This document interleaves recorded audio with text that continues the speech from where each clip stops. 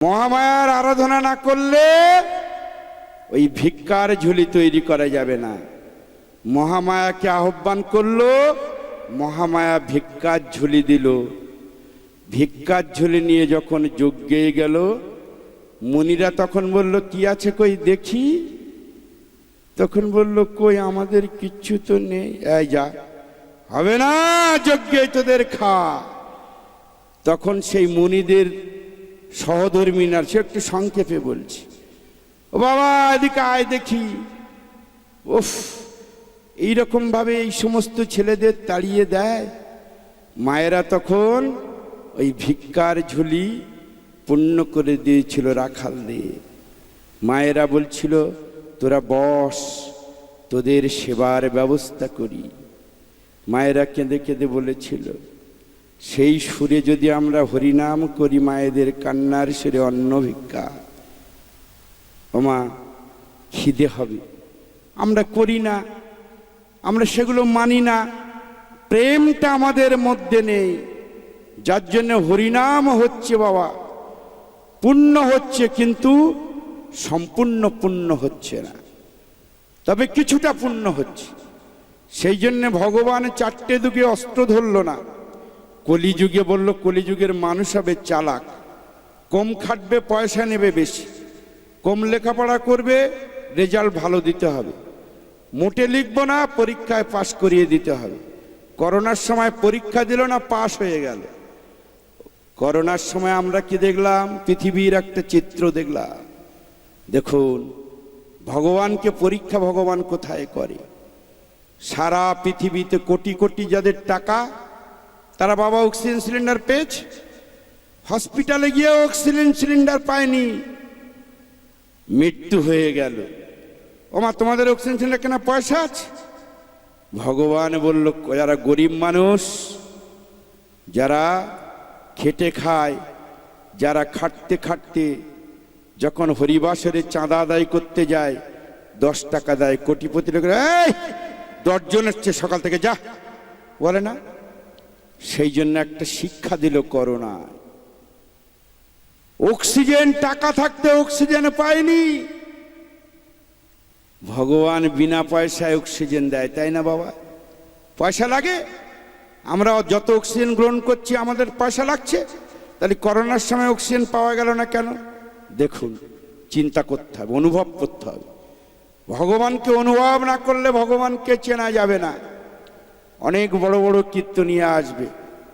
সেদিন আমাদের আসরে পদ্মপলাশ বাবু এসেছিল, তা আমি কয়েকটা জায়গায় ভাগবত পাঠ করেছি, কয়েকটা জায়গায় কীর্তন করলাম। এবার আমার বলেছে 1 লাখ টাকা নেবে পদ্মপলাশ বাবু, 3.5 ঘন্টা গান করবে। তোমার বাবা কি দেবো জানি না, তোমাকে গাইতে হবে। আমি, ওরে বাবা কোথায় নিয়ে যাচ্ছ? আমি সামান্য চুনোপুটি, আমার গুরুদেব নেই, আমি কীর্তন করতে পারবো? আমি পার্শ্বদ নিয়ে গেছি বাবা, 14-15 হাজার ভক্ত, জায়গা দিতে পারছে না, তার আগে আমি কীর্তন করছি বাবা। যতক্ষণ করলাম 4.5 ঘন্টা, ভক্তরা বলছে আরো করো। যেহেতু আমি ভাগবতটা জানি, কীর্তনের পদ যখন গাইছি, একটু ভাগবতের পদগুলো বলে যাচ্ছি, ভক্তদের মন জয় করতে পারছি, স্বাভাবিকভাবে বলে যাচ্ছি। তেমন কিছু ভালো আমি জানি না, গুরুদেব নেই বাবা, ভক্তরা খুব ভালো নিল। আমি একটা কীর্তনের ক জানি না, কনিষ্ঠতম কীর্তনিয়া বললে হবে। এখন গুরু ধরিনি, আমি কীর্তনের পালা করলাম, ভক্তরা আমাকে আমার ভরিয়ে দিল বাবা। এটা আশীর্বাদ ছাড়া অন্য কিছু নয়। টাকার মালা পরিয়ে দিল। আমি বললাম, কি করছো এটা? সারাক্ষণ ভক্তরা নীরব থাকলো। বাবা উঠলো, পদ্মপলাশ বাবা, তার অনেক দক্ষতা দেখলাম। আমি আসরেই বসেছিলাম, 3.5 ঘন্টা গান করেছে পদ্মপলাশ বাবু, সুর রপ্ত করেছে, কষ্ট করতে হয়েছে। জি বাংলায় পশ্চিম বাংলার সমস্ত কীর্তনিয়াদের মধ্যে 1 নম্বর হয়েছে। কি বাবা, তাই তো? পদ্মপলাশ হালদার সমস্ত কীর্তনিয়াদের মধ্যে পশ্চিম বাংলায় 1 নম্বর হয়েছে, তাকে বিচারে 1 নম্বর করেছে কীর্তনিয়াদের মধ্যে। তাহলে ছোটখাটো ব্যাপার না। দেখলাম সারেগামার যে গানটা করলো বাবা, বা নজরুলের যে গানটা করলো, এ খেলিছ এ বিশ্বলয়ে বিরাট শিশু আন মনে খেলিছ। যন্ত্র থাকলে গাইতাম, পদ্মপলাশ বাবু গাইলো খুব ভালো। এইটা সারে গামা গানটা করলো, এদিকতে ত্রুটি নেই। লীলা করলো কতক্ষণ বাবা? 15 মিনিট। ভাগবতের ব্রহ্মমোহন লীলা। ব্রহ্মা গরুদেরকে হরণ করলো, ছোট্ট কানাই গরু চড়াতে গেছে, ব্রহ্মমোহন লীলা হরণ করেছে। ব্রহ্মা ভগবানকে পরীক্ষা করছে যে ছোট কানাই কি করে ভগবান পরীক্ষা করবে। তা গরু, আমি সংক্ষেপে বলছি, গরু চড়াতে গেছে, ভাগবতেরই কথা এটা। গরু চড়াতে গেছে, এইবার দুপুর হয়েছে, গরুরা রোমন্থন করছে, গুহার ভিতরে গেছে সব। সেই সময় কানাইকে সবাই খাওয়াচ্ছে। মায়েরা পুডলিতে বেঁধে দেয়, কারো বাবা চিড়ে দেয়, কারো একটু পরেটা করে দেয়, কারো নাড়ু করে দিয়েছে। তা সবাই ওই কানাইকে খাওয়াতে ভালোবাসে, আর সুবল একটু আর সুদামা কানাইকে বেশি ভালোবাসে। তা ওরা ওই সব খাওয়াচ্ছে, একটা ফল খাচ্ছে, সেইটা কানাইকে দিয়েছে। তাহলে বাবা এটা আমি যখন খাচ্ছি এঁটো হয়ে গেল না বাবা? সেই এঁটো, তা ব্রহ্মা বলছি যদি ভগবান হবে পরে এঁটো কাটা খাবে কেন? ব্রহ্মা সৃষ্টিকর্তা বলছে ছোট্ট কানাই কেমন ভগবান, এই এঁটো কাটা খাচ্ছে, ভগবান হতে পারে নাকি? ব্রহ্মা কি করলো দেখি পরীক্ষা করি। ব্রহ্মা মরতে আসলো, ভগবানকে পরীক্ষা করছে। তখন কি করলো মা? ওই গুহার ভিতরে যত গরু ছিল গুহার দ্বার আটকে দিল ব্রহ্মা। আচ্ছা তাহলে তো দম বন্ধ হয়ে মারা যাবে না? আর কিছু গরু কিছু রাখাল হরণ করলো ব্রহ্মা, সৃষ্টিকর্তা পরীক্ষা করছে। অন্তর্যামী ভগবান বলছে ওরে ব্রহ্মা, তোকে আমি বলেছিলাম মানুষ সৃষ্টি করতে, আমি তোর কাজ করাই, আমি তোকে নির্দেশ দিয়েছি, তুই আমার নাভি কোমল থেকে জন্ম, কি টিউব মতো উঠেছে পদ্মফুলের উপরে ব্রহ্মা না? তাহলে বাবা ভগবানের নাভি কোমল থেকে ব্রহ্মার জন্ম না? বলে তোকে আমি জন্ম দিলাম আমি, আর তুই আমাকে পরীক্ষা করছিস। দেখুন, বলে দাঁড়া, যখন ভগবান নিঃশ্বাস ত্যাগ করে যখন লোমকূপ থেকে লক্ষ লক্ষ ধেনু বেরোচ্ছে ভগবানের, ছোট্ট কানাইয়ের, ব্রহ্মা বলে ও বাবা এ কি, আমার 4টে মাথা আর দেখছে লক্ষ লক্ষ মাথা। ব্রহ্মা অবাক হয়ে গেছে, ভগবানকে অনুভব করতে হয় ওই জন্য, লক্ষ লক্ষ মাথা। তখন ভগবান বলছে ব্রহ্মা আমাকে পরীক্ষা করছো? ব্রহ্মা 3 দিন বয়স পুতানা পরীক্ষা করেছিল, পুতানাকে বধ করেছি। বকাসুর আমাকে গিলতে গেছিল, বকাসুরকে বধ করেছি। বলি মহারাজ তোমার স্ত্রী মণিমালা পুতানা, তুমি আমাকে হত্যা করতে চেয়েছিলে, আমি পুতানাকে বধ করে দেখি, তুমি আমাকে পরীক্ষা করছো। ব্রহ্মা বলছে ভগবান আমি অন্যায় করেছি, আমাকে ক্ষমা করে দাও। শোনো, ক্ষমা তোমার হবে, যবনের ঘরে জন্ম নিতে হবে, হরিদাস হয়ে 3 লক্ষ বার নাম জপ করবে, তবেই তুমি মুক্তি পাবে। তাই তো বাবা নাকি?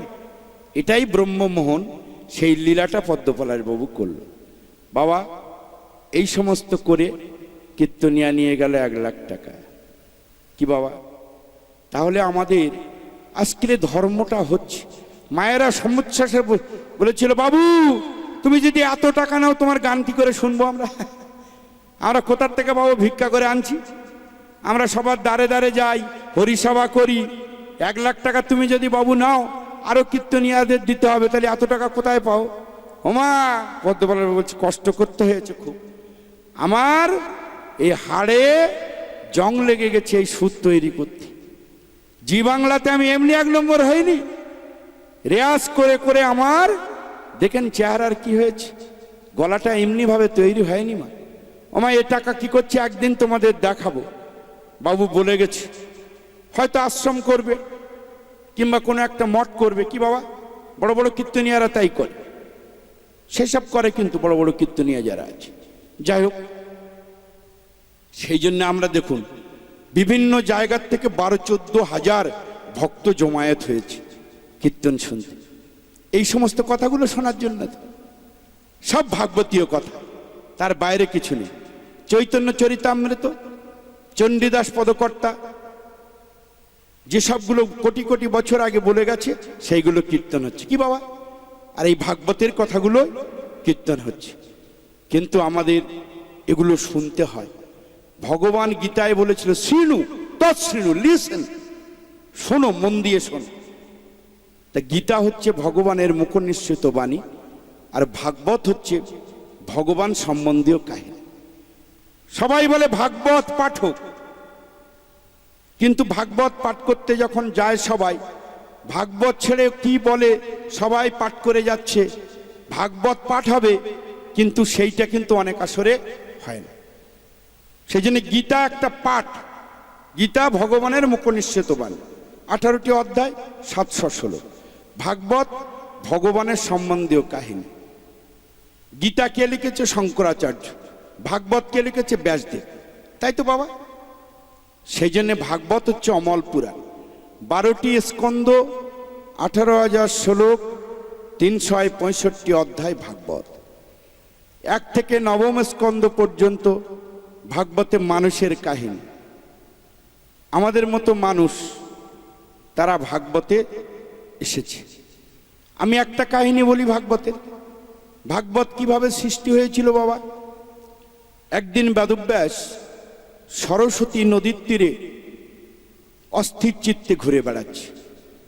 নারদমুনি বলছে, ব্যাসদেব, তুমি যে চঞ্চল মনে ঘুরে বেড়াচ্ছ, কি কারণে ঘুরে বেড়াচ্ছ?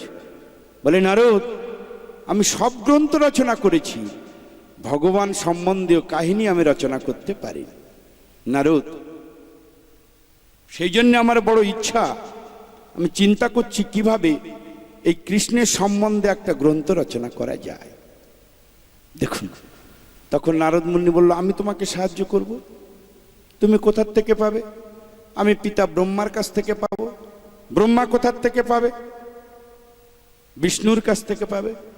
বিষ্ণু কোথার থেকে পাবে? মহেশ্বরের কাছ থেকে পাবে। কি বাবা, আমি বললাম না, একটা টিউব মতো পদ্মফুলের উপর ব্রহ্মা উঠেছে।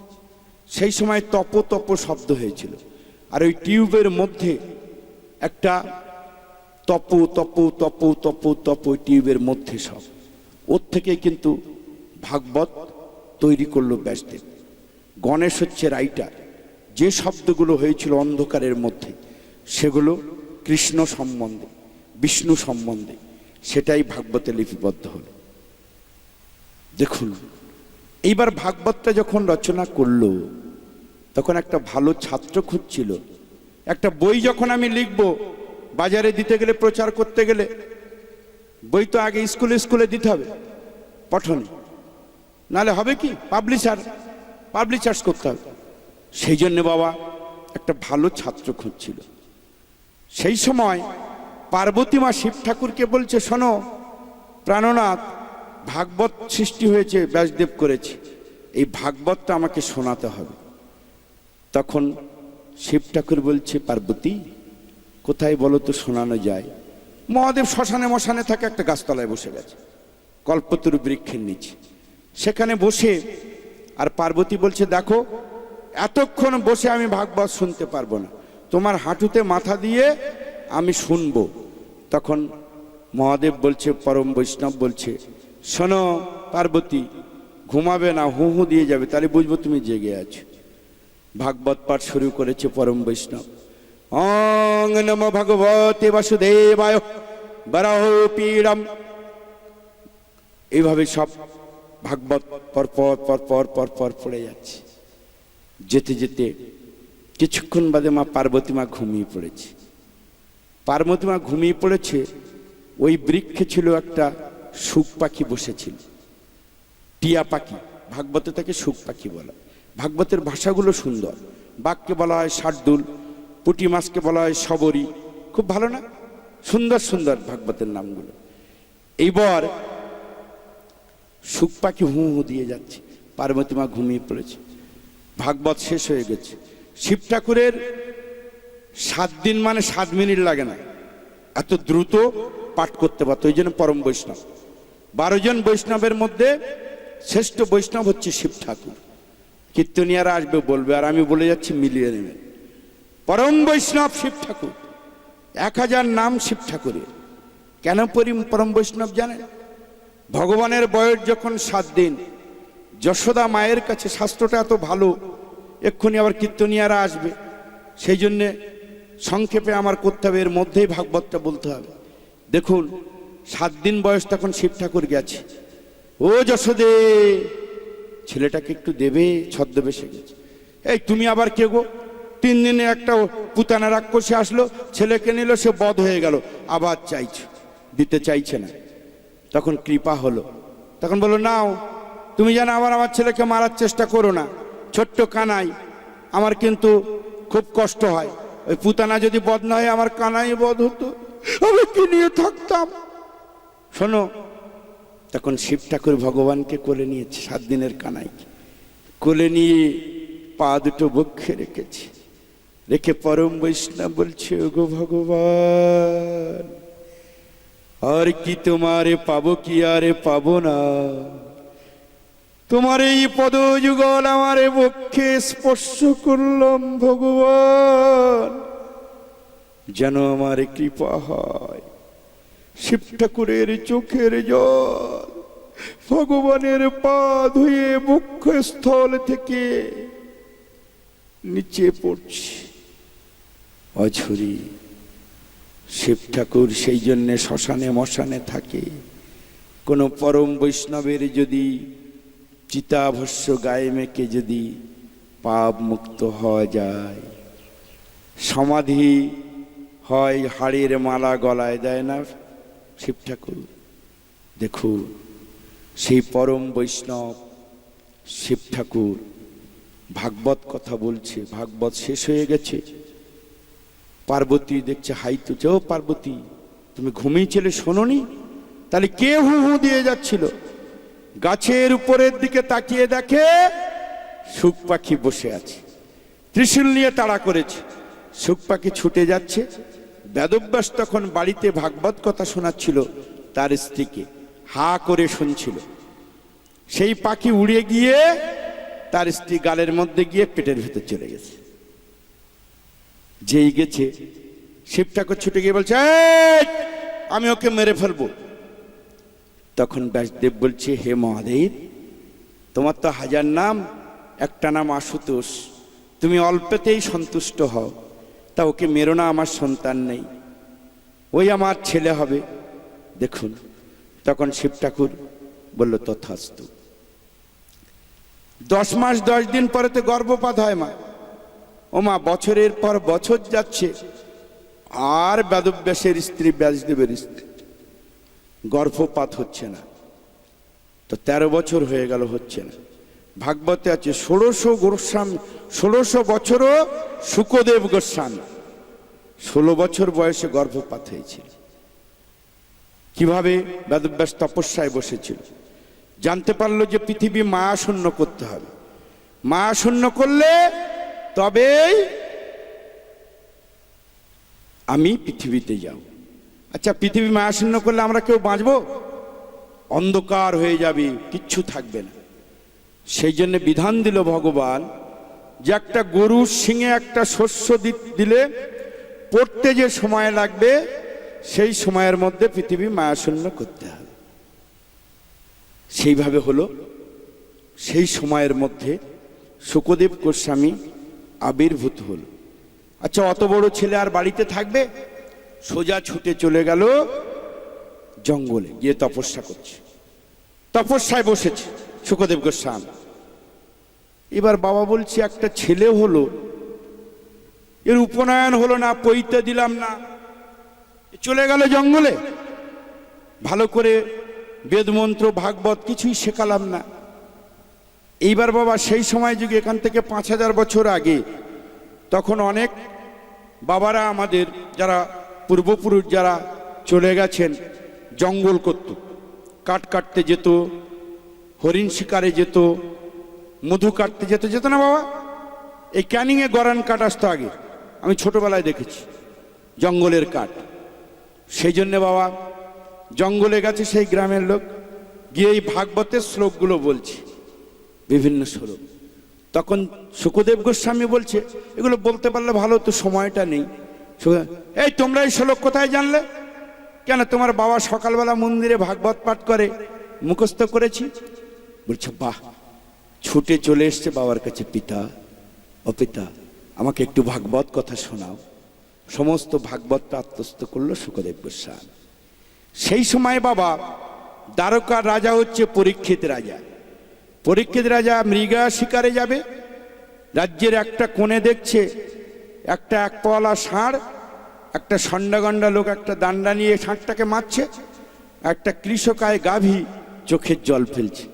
তা সেখানে গেছে পরীক্ষিত রাজা, গিয়ে বলছে, এই তুমি মারছো কেন গো ষাঁড়টাকে, তোমার নাম কি? বলছে, আমার নাম কলি। ষাঁড়টাকে বলছি, তুমি কি? বলে, সত্যযুগে আমার 4টে পা ছিল, কলিকালে একটা পা, তাও রাখতে দেবে না। আর কৃষকায় গাভীটাকে বলছি, তুমি কাঁদছো কেন? বলছে, আমি ভাবছি আগত কলিযুগে কি হবে। দেখুন, তখন কলিকে মারতে উদ্যত হলো পরীক্ষিত রাজা। কলি তখন রাজার পায়ে ধরল, হে রাজন, আমি কোথায় থাকবো এই রাজ্যে, তোমার বলে দাও। তখন রাজা বলল কলিকে, তুমি থাকবে দুতম, যেখানে জুয়া খেলা হয় সেখানে থাকবে, তাস খেলা জুয়া খেলা হয় সেখানে থাকবে। আর কোথায়? পানম, যেখানে মদ্যপান হয় সেখানে থাকবে। আর কোথায় থাকবে?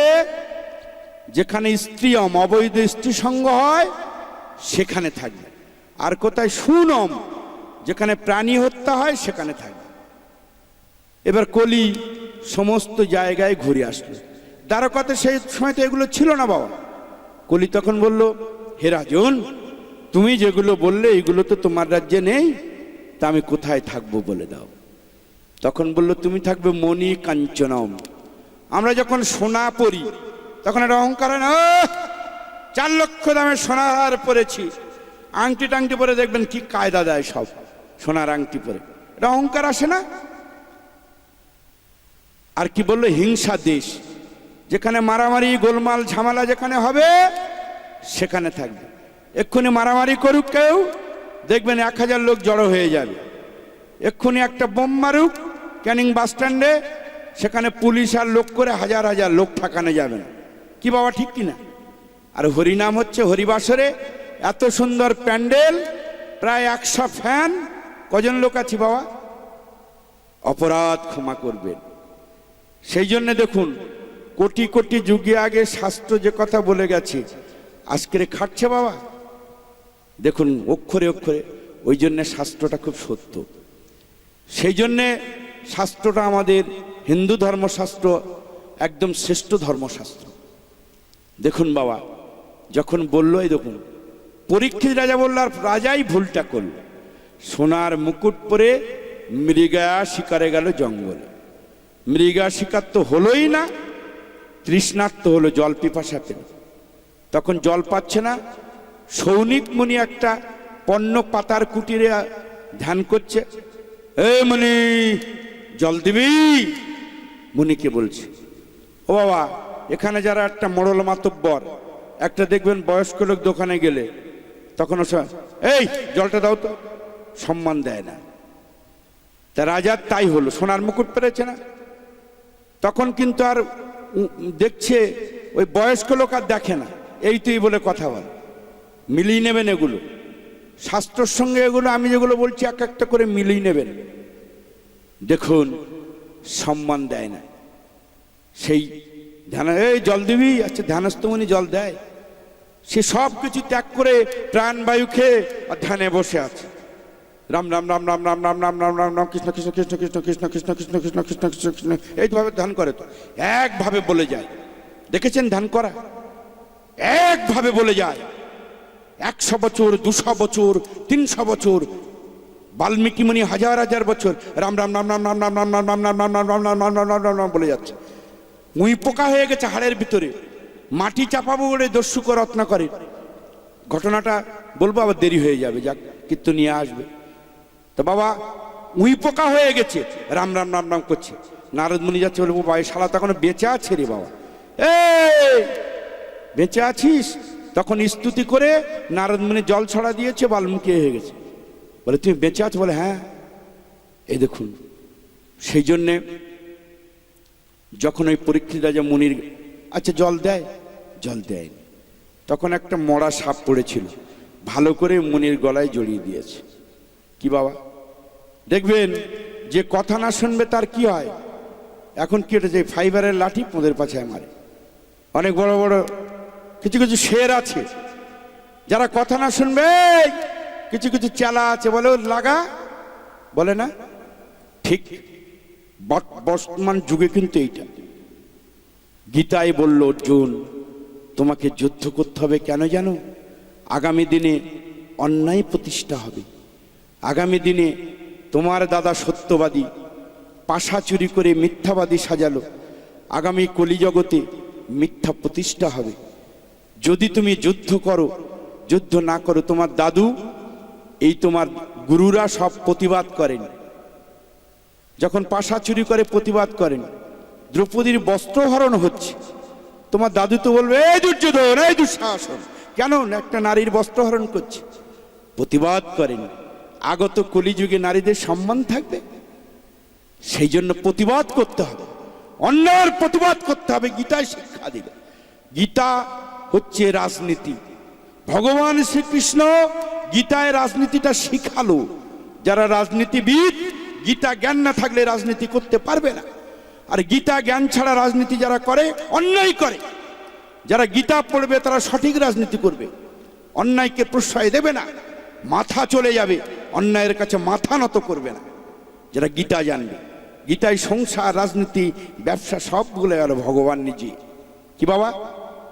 সেই জন্য বলে অর্জুন যুদ্ধ করো, ওদের মারতে হবে, দেহটাকে মারবে, আবার জন্ম নেবে, শিক্ষা পাক, ওদের আত্মার মৃত্যু হবে না। আমি অনেক আগে মেরে রেখেছি, নিমিত্তর মাত্র, তুমি মারো। অর্জুনকে এইভাবে বোঝালো গীতায়, তাই না?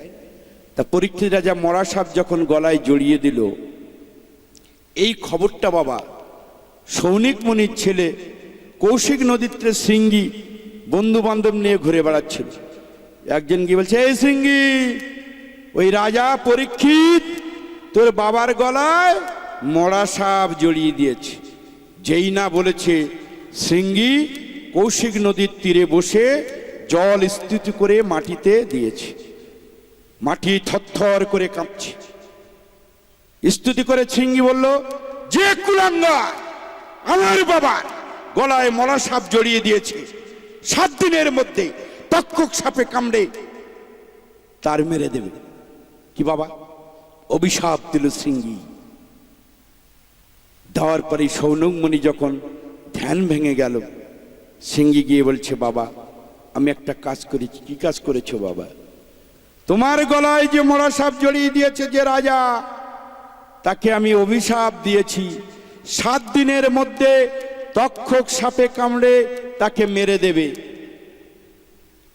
বলছে, কেন বাবা? তুমি তো মুনির ছেলে, তোমার তো ধৈর্য থাকা উচিত, তুমি তো তপস্বী, কেন অভিশাপ দিলে? দিয়েছে আমার দিয়েছে, রাগ করার কি ছিল? ধৈর্য ধরতে হয় বাবা। ঠিক আছে, অভিশাপ যখন দিয়েই ফেলেছ, তখন তো অভিশাপ ফিরিয়ে নেওয়া যাবে না। তুমি এক কাজ করো, তুমি তোমার শিষ্যকে দিয়ে খবরটা পৌঁছে দাও। কি বাবা? শিষ্যকে দিয়ে খবরটা পৌঁছে দিল পরীক্ষিত রাজা। ও রাজা শোনো, ওই সিঙ্গিমণি সৌনিক মণির ছেলে তোমাকে অভিশাপ দিয়েছে, 7 দিন পরে তোমার তক্ষক সাপে কামড়াবে, সেই কামড়ে তোমার মৃত্যু হবে। আনন্দে নৃত্য করছে পরীক্ষিত রাজা আমার। কেন? তো বুঝেছে আমি সোনার মুকুট পরেছি, কলি প্রবেশ করেছে আমার মধ্যে। ঢেড়ি পিটিয়ে দিল, হে রাজ্যের লোকজন সবাই শোনো শোনো, এই রাজ্যে কলি প্রবেশ করেছে, সবাই সাবধান হয়ে যাও। কি ভক্তগণ, সবাই যখন এইভাবে করে দিল যে সাবধান হয়ে যাও, তখন পরীক্ষিত রাজা তার সমস্ত রাজ্য ছেলে জন্মেঞ্জয়ের কাছে দিয়ে গঙ্গা সাগর তীরে চলে গেল। শুকদেব গোস্বামী আসলো, রাজাকে বলে, রাজা কি হচ্ছে? বলে, একজন মৃত্যু পথযাত্রীর করণীয় কি? বলে, 1 নম্বর হচ্ছে মৃত্যুকে ভয় না পাওয়া, 2 হচ্ছে অনাসক্তি অসি দ্বারা আসক্তি ছেদন, 3 হচ্ছে মায়া ত্যাগ করা, 3 হচ্ছে ভগবানের পদপাদ্যে নিজেকে নিবেদিত করা। আর কি 7 দিন 7 রাত ভাগবত যজ্ঞ করলে মুক্তি পাবে। পরীক্ষিত রাজা গঙ্গার তীরে নৈমেষরণ্যের 60,000 মুনি ঋষিকে নিয়ে তপস্যায় ওখানে ভাগবত যজ্ঞ করলো। এক আসনে বসে পরীক্ষিত রাজা সুখদেব গোস্বামীর ভাগবত কথা শুনেছিল বাবা। সেই জন্যে সে মারা গেলেও সে দিব্য লোকে গিয়েছিল। সেই হচ্ছে ভাগবত। ভাগবতের ছোট্ট কাহিনী বলার সুযোগ হবে না, গানের দল আসছে। ছোট্ট একটু বলি, অম্বরীশ রাজা একাদশী করেছে, পারনা করবে। ইন্দ্রর ভয় হয়ে গেল, তার চেয়ার নিয়ে নেবে। দুর্বাসা মুনি বলল পারনা করব। বললো হ্যাঁ করো। বলে গঙ্গা স্নান করি, পারনার সময় হয়ে যাচ্ছে, 1 মিনিট সময় আছে। তখন আসছে না, পারনা করে নিয়েছে। দুর্বাসা মুনি, রাজা তুমি পারনা করলে কেন? তখন বলেছে স্তুতি করে একটা দৈত্য সৃষ্টি করলো, অম্বরীশকে কাটতে গেল। অম্বরীশ ভগবানের শ্রীকৃষ্ণর পায়ে গেল। তখন ভগবান বলল আমার ভক্তকে রক্ষা করো। সুদর্শন চক্র গেল, দৈত্যকে কেটে দিল। দুর্বাসা মুনিকে ধাওয়া করলো, সমস্ত স্বর্গমর্ত পাতাল ঘুরে আসলো। বিষ্ণু বলল অম্বরীশের কাছে যাও। অম্বরীশের কাছে ক্ষমা চাইল দুর্বাসা মুনি। তখন বলল সুদর্শন চক্রে থামো, থেমে গেল। দেখুন, একটা লোকের মধ্যে ভগবান ভাগবত এই শিক্ষা দিল। সেই জন্য জন্ম হোক যথাতথা, কর্ম হোক ভালো, মানুষের মধ্যেই ভগবান। ভগবান সর্বত্র বিরাজমান, ভগবান সর্বত্রই থাকে। ভগবান হচ্ছে মাটি, বায়ু, জল, সর্বত্রই থাকে। ভক্ত প্রহ্লাদ তার উদাহরণ, স্ফটিক পাথরে ভক্ত ছিল, হিরণ্যকশ্যপকে প্রমাণ করে দিল। সেই জন্য বাবা ভগবানকে অনুভব করতে হয়। যাই হোক, কীর্তন গান হবে, সম্প্রদায় এসে গেছে।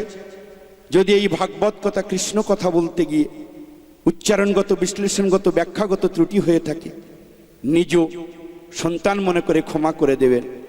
সমস্ত ভক্তের চরণধুলি আমার মাথায় নিয়ে সবার আশীর্বাদ যেন আমার এই মস্তকে থাকে, যেন আগামী দিনে সকলের চরণধুলি মাথায় নিয়ে আমি ভাগবত কথা, কৃষ্ণ কথা, হরি কথা বলতে পারি। সেই জন্য আমি এখানে ভাগবত বিশ্রাম রাখছি। চল রে চল রে চল মধুর বৃন্দাবন, যমুনার ধারে ধারে তমালেরি বন। চল রে আমার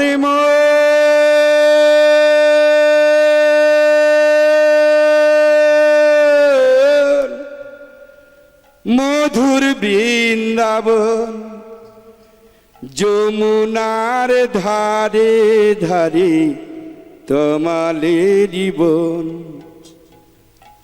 যেথায় আছে শ্যামকুণ্ড, যেথায় আছে রাধা কুণ্ড, যেথায় আছে গিরি গোবর্ধন, যমুনার ধারে ধারে তমালেরি বন। যেথায় শ্রীদাম সুধাম যত সখাগণ, যমুনার ধারে ধারে তমালেরি বন। চল রে আমার